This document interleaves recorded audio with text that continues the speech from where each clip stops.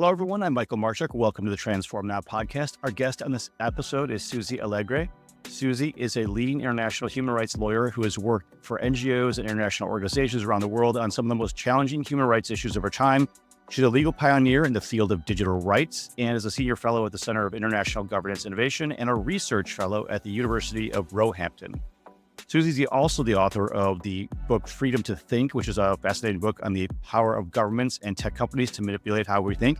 And her most recent book that we'll be chatting about today, Human Rights, Robot Wrongs. I'm looking forward to this one quite a lot. So welcome, Susie. Thank you. Pleasure to be here. So your background as a lawyer, what got you into writing books about the way technology is changing our human dynamics here? Well, that's quite a big question. So I originally was never planning to be a lawyer. I was originally planning to be a writer, ideally writing poetry somewhere in the Pyrenees.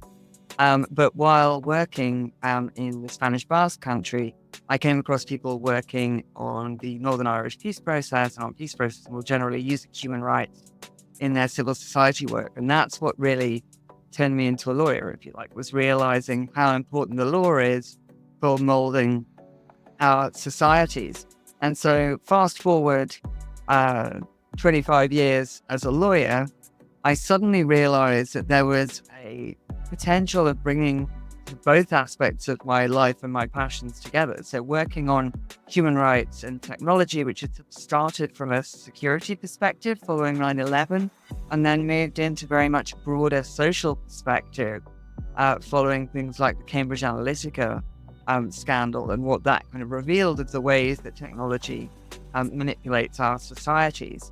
And so I decided to bring together my passion for writing with my passion for human rights advocacy, and particularly around technology, because I realized that while I'd spent many years doing sort of policy advocacy on international law, talking to policymakers, writing policy briefings, that actually, particularly I think with technology and the way we all use it in our everyday lives, it's important for the general public to understand why their human rights matter and how technology might affect them and what they can do to change that and to defend their rights. So that's really what made me decide to write a general public-facing book, trying to explain to people why they should care about the impacts technology has on their human rights.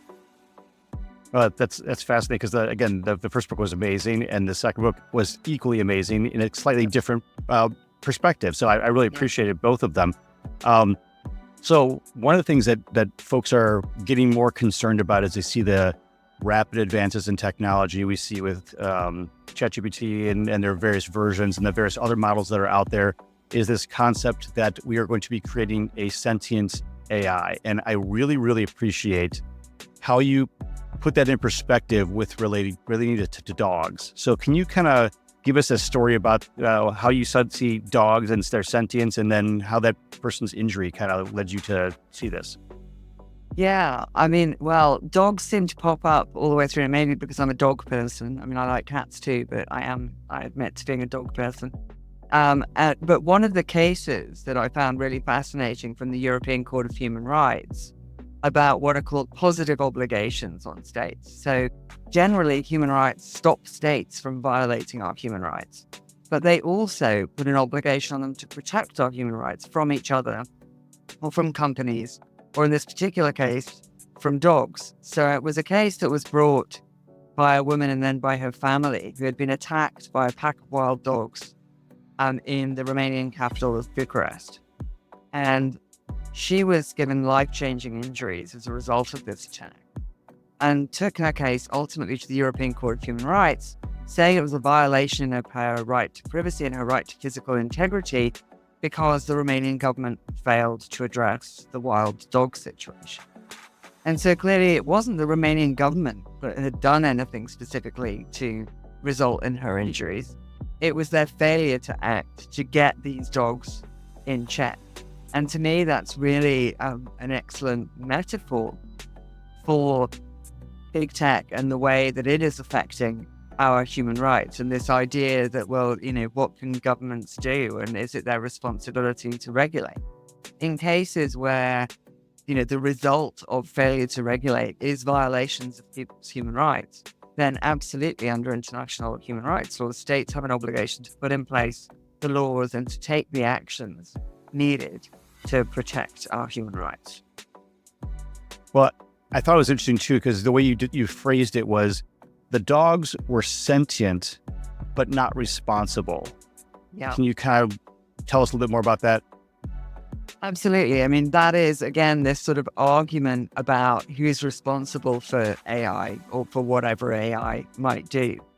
And, when you look at dogs in general, as I say, I'm a dog lover, I have a dog. When I take my dog out, if it hurts someone, I'm going to be legally responsible for what my dog did. And that even in the case of the wild dogs, ultimately, the Romanian government was responsible for what those dogs did. So there are levels of responsibility and legal liability, which in the tech world, we find there's often a lot of sleight of hand and smoke and mirrors to try and deflect and kind of say, well, what do you do? Especially if AI becomes sentient, then what are we supposed to do about it? It's like, well, if you were the person who made AI sentient and threw it out there, and then people are having to deal with the results, then quite possibly you're responsible for what happens as a result. So sentience of whatever you are responsible for does not absolve you of responsibility for what happens.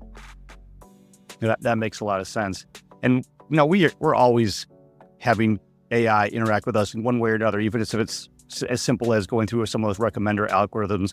But how can these really mundane concepts where Netflix is recommending the next show to me become more manipulative and potentially sinister? Yeah. Sorry, you broke up at the beginning. Okay. How can these recommender algorithms that we used for Netflix and whatnot, which just simply give us the next show to watch, how can those be considered to be potentially manipulative or even sinister? Well, I think when you think about the right to freedom of thought, the right to freedom of thought is directly connected with freedom of expression, freedom of opinion, but also freedom of information. And so the thoughts and ideas that we have, the way we think about the world, depend very much on the information that we receive. So when that information is being curated for, particularly when it's being curated based on a knowledge and understanding of data about us to identify our tastes, but also potentially our vulnerabilities, then we don't have a choice to just go out and freely select information as we wander around the world. If we are having the information directed at us personally, then it can really very much affect the way we see the world. And so you can see that, for example, one of the pieces of research that I came across about climate denial. One of the pieces of research that I came across about the manipulative impact of recommender algorithms related to the Flat Earth Society. And so researchers went to a Flat Earth conference to try to find out why there's been a notable increase in people who believed that the Earth was flat. And when they went and asked these people at a conference who had paid money to travel around the world to meet other people who believed like them that the Earth was flat, they found that everyone there that they asked, except for one, had come to the conclusion the Earth was flat through YouTube. So they'd started on YouTube not asking if the world was flat. They had gone looking for other kind of conspiracy theories. And YouTube had sort of said, oh, I see you're the kind of person who's interested in conspiracy theories. Have you ever considered that maybe the world is flat and here's some content you might be interested in? And as a result of the way they were being served up this content based on an identified characteristic of theirs or vulnerability of theirs, they had come to the belief that the world was flat to the degree that, as I say, they'd spent money on going to a conference to talk to other people who had reached this belief. So that to me was a really important signal of how manipulative recommender algorithms can be, identifying people's vulnerabilities and exploiting them by bombarding them with specific kinds of content. And does this kind of lead back into perhaps even that like echo chamber that we see on social media platforms too, where you're getting the same content and now you're reinforcing that content by having other people who have had similar content be presented back to you?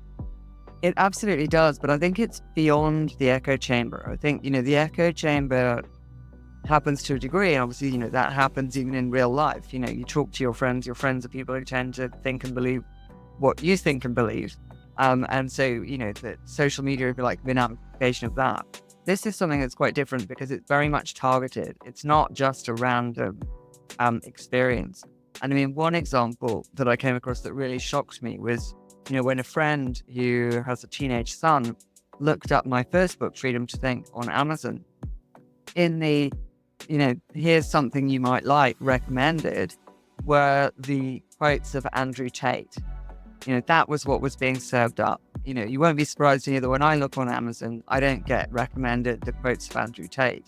But perhaps if I had a teenage boy in the house, I would. And that's when you see, and that, there's been a lot of research recently into particularly that kind of question of online misogyny and how young boys are very quickly targeted with this kind of content and information when they go online, which is not necessarily because they are creating that kind of content and creating an echo.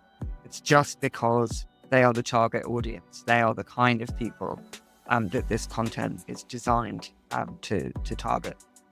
Interesting. That's interesting. So as we see our connection or our engagement with more and more, both in social media, but also from the perspective of the engagement that we're now giving to these AI platforms, we've seen, I'm sure you've seen, and many others have, the videos of interacting now with OpenAI via voice, and the very pleasant and very lifelike sounding responses that are getting back from these devices, these platforms.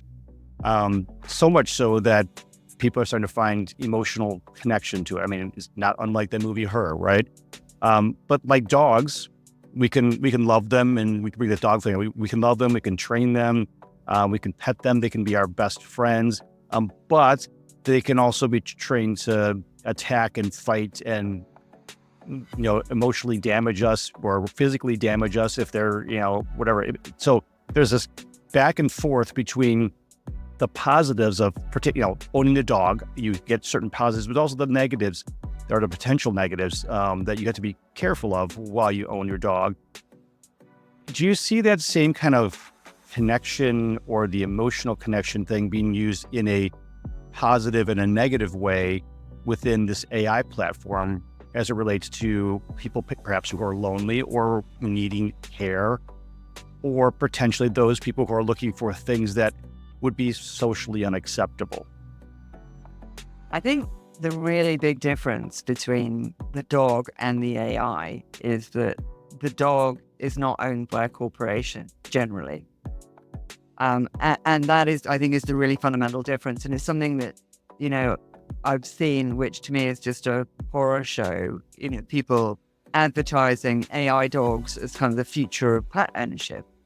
And, the huge difference is, my dog might be manipulative, particularly at the dinner table, when she's very good at pleading eyes. How But can you she's, resist the eyes when they're looking at you, right? When they're there saying, please, I want some of your food. Completely. But, she's not going to be reporting back on, what I'm eating, how I'm feeling. She's not recording our interactions. Right. And she can't just be, switched off or require an upgrade because a corporation has decided that they want to extract more money out. These are really fundamental differences. And so I think there are really, really big problems. And I think this is the next huge social issue that we are stumbling into, is the corporate capture of our emotional lives. And we've already had it to a degree with social media. But what we're looking at now with the sale, and I mean, you mentioned sort of chatbots, there's the general chatbots, which are already people were sort of having these emotional relationships with and finding themselves falling into what is essentially sort of increased isolation from human contact as a result of them feeling heard by this AI chatbot. But actually, increasingly, AI is being sold as a service to this. It's being sold as a social service, whether as a romantic relationship service, which is going to be so much better than any relationship you've had, because it's never going to question you, it's going to be constantly available. It'll do whatever you want it to do and reflect your wonderful self back at you.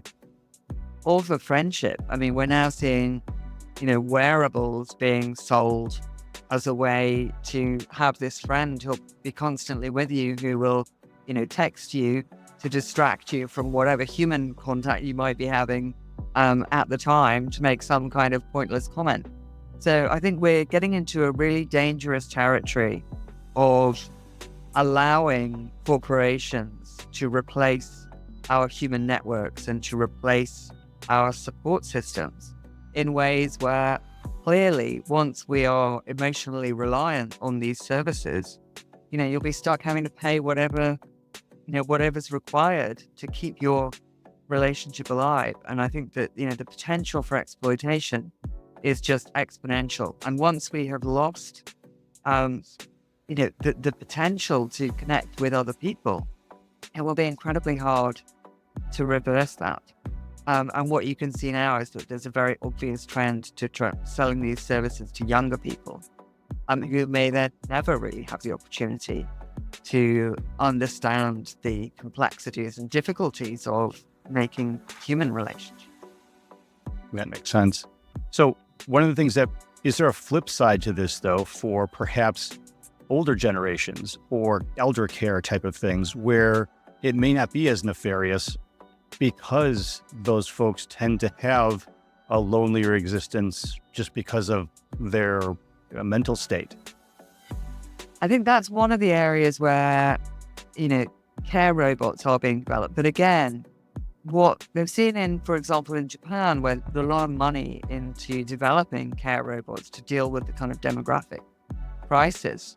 But what research coming out of that seems to be showing is that often the care robots are not being used, because what you find is that carers, sort of human carers, are still required, but they then become human carers to service the robots, instead of actually having what can be an incredibly positive and engaging, although incredibly hard, experience of providing genuine human care to people. So again, it comes back to that kind of question of what exactly do you want the AI to be doing? Do you want the AI to be giving the emotional support, or do you want the AI to be giving kind of practical support, dealing with administrative tasks so that people can engage with other people? Or again, going back to dogs, I remember talking to someone who was developing this kind of emotional AI and talking about how it would be great for, lonely elderly people, for example, people with dementia who find it difficult to communicate with others. And what he was describing that this AI could do, to me, sounded, again, going back to the dog example. I was like, well, so what you're talking about is effectively an automated dog. And he said, yeah, but dogs poop. And I said, well, why are you not designing a robot to pick up dog poo? And then you can have more dogs in old people's homes, or in, scenarios where people have limited accessibility. Look at things that can support people to have human connections or connections with other living beings, rather than creating automated landfill. That makes sense. That makes a lot of sense. You start talking about the connections people have and sort of the trust they place in them. And there's two examples you brought up in the book, and both of them are fantastic. One of them is about a lawyer who used ChatGPT, one of the earlier versions, I'm guessing, but he trusted its output blindly. And the second was the sort of the Stanislav Petrov kind of example from the Russian military, where he chose not to choose to trust the technology over his gut instincts because of his humanity. Can you kind of go into those? Yeah. I mean, I think one of the really big problems that we have is our kind of automation bias, and also automation complacency. So we have this sort of natural inclination to believe that what the computer says is correct, and therefore it doesn't need checking. One of the big problems that you see in the legal field is that, AI is being pushed, particularly generative AI, as a way for improving productivity, for potentially helping you with legal research. But actually, it doesn't understand what it is analyzing. It's not analyzing, it's predicting, and therefore it's not actually correct. So if you look at it as a productivity tool and you ask it whatever legal questions and it produces the answer, you then have to go and check the answer, because as you've said, this lawyer in the US who produced legal pleadings in a court case in a field that he didn't really know very well, which included cases which his opponents then went to the court and said, we can't find these cases. And the court looked at them and said, no, we can't find the cases either. Are you sure these are real cases? So the guy goes back to the ChatGPT, I think was the generative AI he was using at the time, and says, are you sure these are real cases? And it says, yes, but definitely real cases. And here are some excerpts from those very real cases. And it produced excerpts, which he then went back and presented again to the court. So instead of confessing to the mistake, he doubled down. And of course, the cases were not real. The excerpts were not real. And the court then had to deal with the fact that effectively it was dealing with totally false, totally fake pleadings. And he and his partner were given a fine. I've seen other lawyers since then in the US who have been temporarily disbarred for similar activities because it is effectively misleading the court. But what he didn't understand was that generative AI is not an oracle.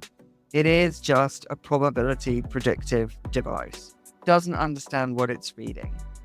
It can't do analysis in that kind of way, in the way that people can. And more recent research since that case has shown that even where generative AI tools are trained on actual existing federal law cases in the US, their analysis of those cases is incorrect on a roughly 60 to 80% of the time. Now, if you were hiring a lawyer, you'd be pretty disappointed if their analysis of case law was incorrect 50 to 80% of the time. But what that means is that, you're being sold this productivity tool. It looks like magic. You feed in the stuff and it produces these pleadings for you, which look great. But actually, if you have to double check them to the degree of having to go and check if cases are real, read the cases yourself to find out whether the quotes are real, there's a real question about how that actually, is adding and how that is helping for your productivity rather than just doing it all yourself in the first place. And there really is this danger of automation complacency and automation bias. And if you, as you said, this kind of example from the Cold War of looking at the computer telling you that, nuclear missiles are inbound, but actually hesitating. If that system had been automated, it's debatable whether we'd be really talking here today. And having sort of grown up in that febrile Cold War time where we were all terrified of potential nuclear attack, you can see where having actually the potential to just think twice and to have that human capacity for doubt, which generative AI doesn't really do, as that lawyer discovered when going back and saying, are you sure these cases are correct? It could go either way. What's the probability predictor? Is the generative AI going to say, yes, they're definitely correct? Or it might say, oh no, sorry, here's another one, which may be equally incorrect. But having that person and that, I suppose ultimately it's skin in the game. But as a human being, you have something to lose by your decisions in these really sensitive areas.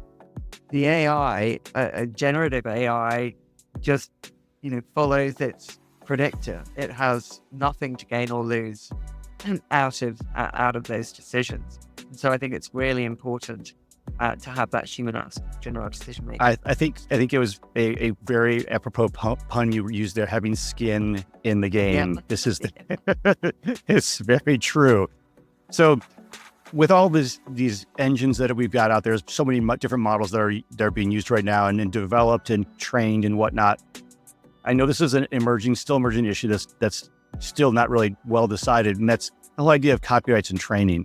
What are your thoughts?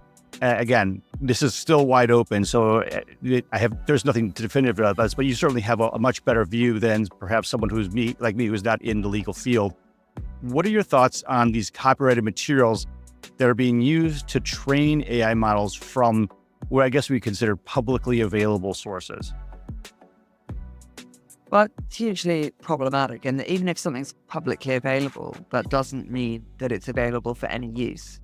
It can be copyrighted for posting on a particular website. That doesn't mean that it is, that it's available for anyone to do anything with. And one of the things that I looked at in the book in particular were both the economic and moral rights of authors. And so it's not just about money, it's also about being recognized for your work.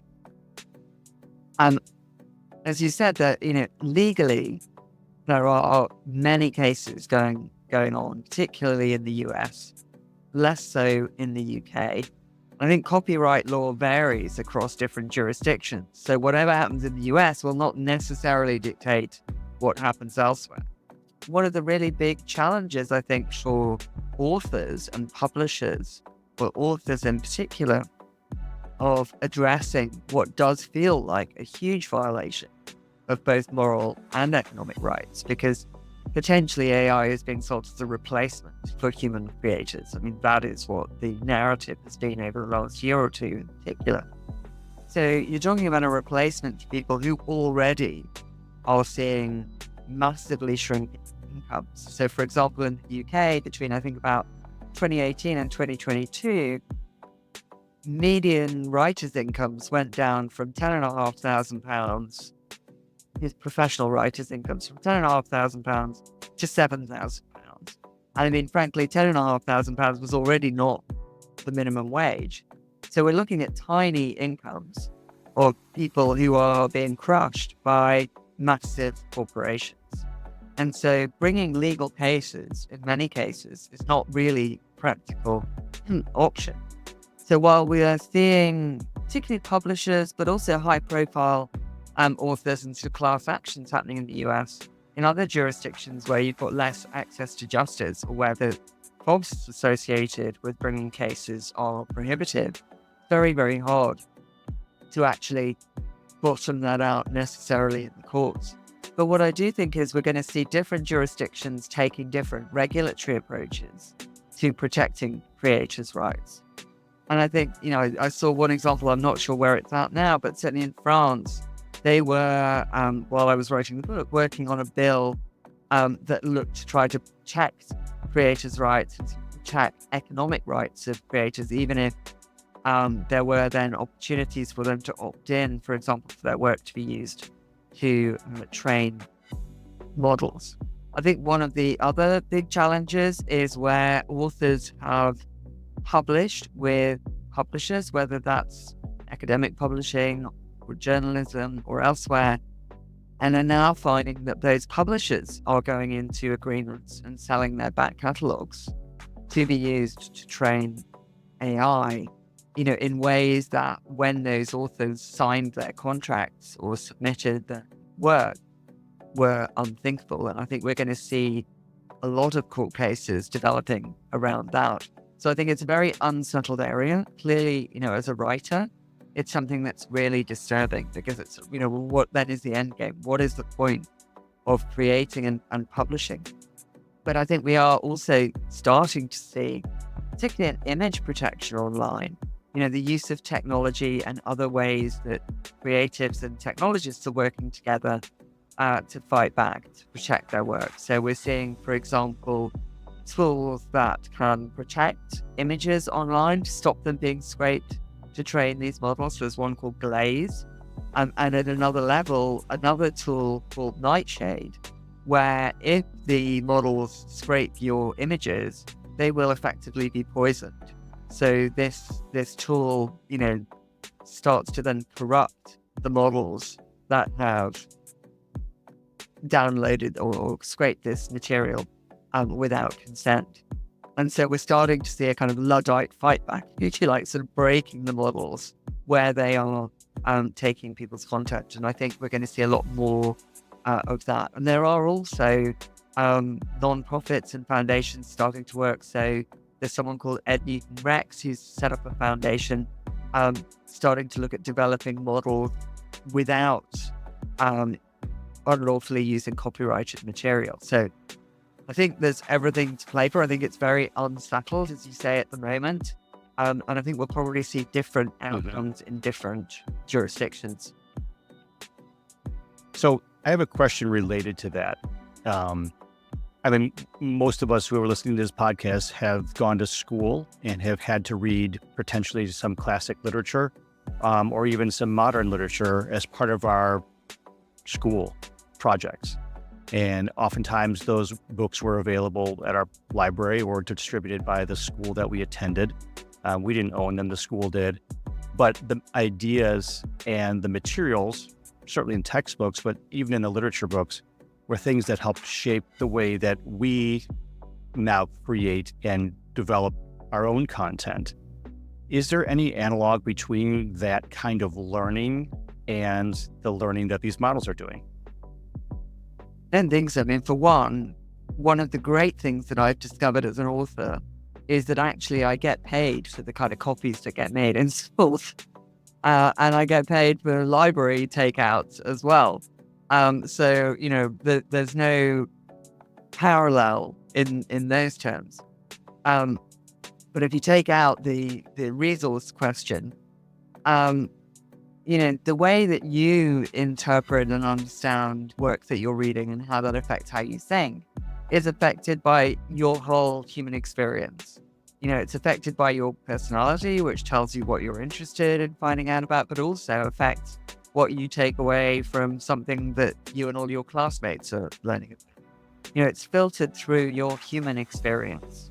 It's not just about regurgitating and recycling.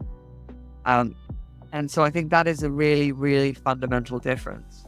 That as creatives, we are inspired by things around us and by the prior creative work that we have absorbed and enjoyed. But we're not just regurgitating it. And if we are, we're probably going to with a copyright. I think that is a really fundamental difference. We're taking it in and we are sort of filtering it through our humanity to create then something new. And that's one of the things as well about these models is that if we lose human creativity because it's replaced by these models, we're effectively looking at an end game for the evolution of human creativity and of our cultural heritage, because the models cannot create something new because they are effectively only able to spout what they've been fed and what they've learned from. Whereas we as humans are constantly evolving and creating new things. That's what human creativity is about. That makes sense. So you had two quotes that I want to end with because I think both of them are brilliant. First one is, generative AI is essentially extractive in nature. It mines human creativity and exploits human labor while destroying the planet. Let's start with that one. Yes, what are your one thoughts? Of the things, Yeah, I think one of the things that I found when you first start looking at generative AI, particularly as a creator, is you see it as that extractive industry of human creativity. But what I found when I looked more deeply was, as well as I said in that quote, that it's not just about that surface level of what it's doing with human creation. It is not magic. It's not floating in the air. The cloud is not a cloud.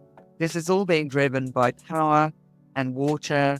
It's running on hardware that is made from minerals that are being dragged out of the earth, conflict regions by people, often in conditions of modern slavery, including child slavery. It's landfill.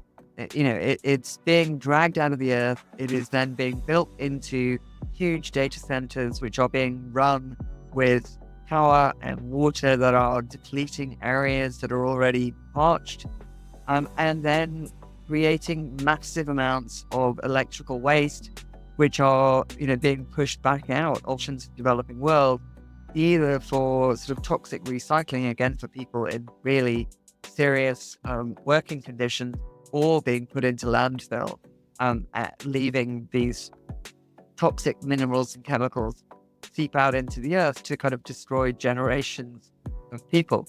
So it's really not just about this kind of rather niche intellectual question of whether or not it's affecting poets. That for me is something that I feel very, very strongly about. That's what took me into this exploration. But that is really just the tip of the iceberg. The second one, the second quote kind of builds off of that. And this is, again, I thought this was amazing. Ultimately, it's our humanity that matters most. How do you feel that generative AI can add to, and how is it affecting our humanity?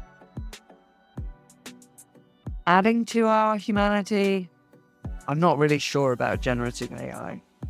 For me, most of what we're being sold is not necessary, and it's about enrichment and exploitation.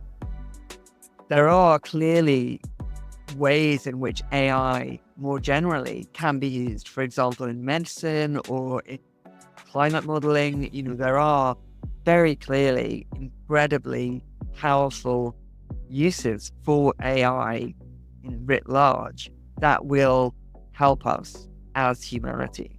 But that is not the majority of what we are being sold. That is not the chatbot that's going to help me, access my bank account. That is not going to improve our humanity. I think that's the real danger, is putting AI in a bucket, saying AI is going to save us or AI is going to destroy us. It's what it's being sold for and what it's being used for, which is where that tipping point is as to whether or not it fundamentally helps us as humanity or potentially erode our humanity. And I think the point that we were discussing earlier, for me, is the really dangerous area, is that the way that it is being sold as a replacement for interpersonal human relationships. And if we lose our capacity to engage with each other, then I don't really know how we're going to keep our humanity. I appreciate that. Well, thank you so much for joining us today, Susie. It was amazing to talk with you. I really appreciate your perspectives, because these are things that are personal to me as I see it within an industry perspective. But I also see the way that you're approaching it to be a lot more eye-opening than perhaps some of the other books that are either very climate-focused or technology-focused or end of world focused. You've kind of brought a bunch of different things in to look at the different perspectives around it and base it around humanity. And honestly, that's probably the best way to look at this. So I appreciate your perspective. Thank you. And I certainly hope that the end of the world is a very long way off. Same here. Well, thanks again for joining us. My pleasure. Thanks for having me.